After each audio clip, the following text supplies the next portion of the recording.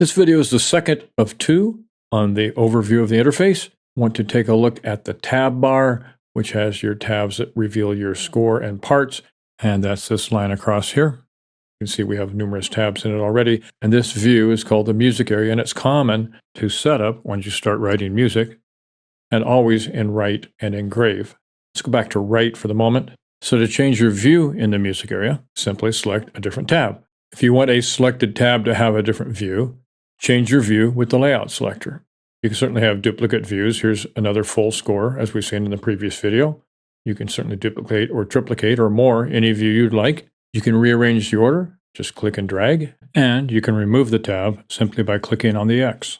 Let's take a look at some of the menu items that are found in the window menu here for this. Here you can see Close tab, Command W, and New tab, Command T. Those are pretty useful. You can navigate to Next and Previous tabs. You can break out a tab to a new window. If you have multiple windows, you can merge them all into one window where they become tabs again, and you can close other tabs. I'm going to go ahead and close other tabs. I've got a tab selected. I'll be down to one tab right now, and we just have horns. Let's talk about adding or creating tabs. We have a plus sign in the far upper right corner here. When I click on this, I get a new tab. There are three ways to determine the view you have within that tab. You can actually go up to your layout selector and select something here, and it'll say tuba now. I'm going to use the key command for create tab. It's much faster, Command T. And I can select anything from my recent layout view. I'm going to go to bones here, and that's created. I'm going to do Command T again.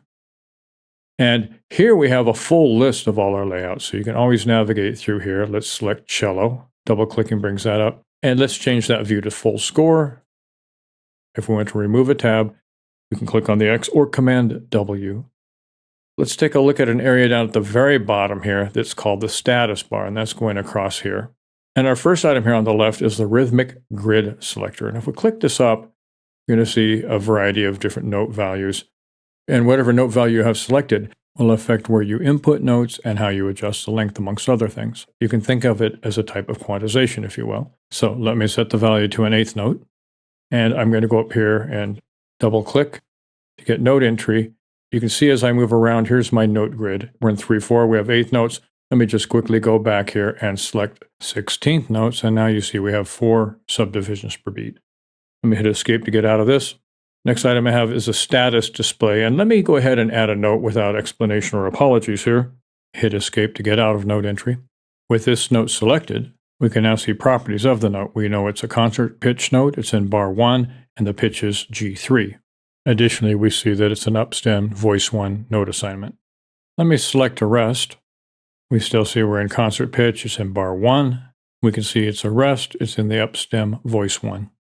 Moving over here, we have the disclosure area for the lower zone. We can open and close that. This is present in most of the modes. Here we have our selection tools, the marquee and hand tool. Currently, the marquee tool is selected. If I want to use the hand tool, I hold down the shift key.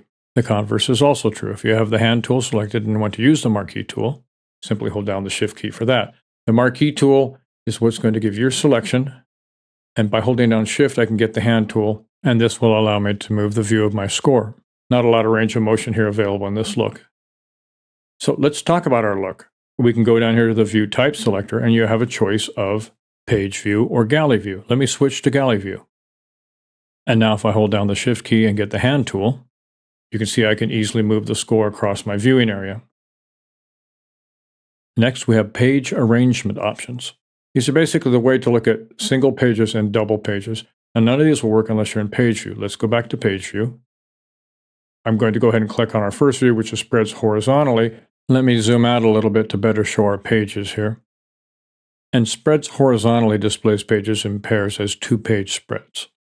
We get this same look, except for expressed vertically in the view called spreads vertically. So here you can see our view, and we have a single page starting out, and then we get into paired pages at this point. The next view is single pages horizontally, and as you can see, that's exactly what we have. Lastly, we have single pages vertically, and again, exactly what we have. Here we have our magnifying glass, which if we click on this, it brings up a value that we can enter here. Let's go back to 100%. I'm simply typing. And there you go. You also can navigate down here. You get a menu go up to 150% if we want. And you can simply click incrementally, minus to zoom out, plus to zoom in. Number of key commands as well. One common one is to use the command key with the equal sign to zoom in, the command key with the minus sign to zoom out. And by the way, these are all Mac key commands. You should be able to just substitute control for command on the PC. So that's all I'd like to cover.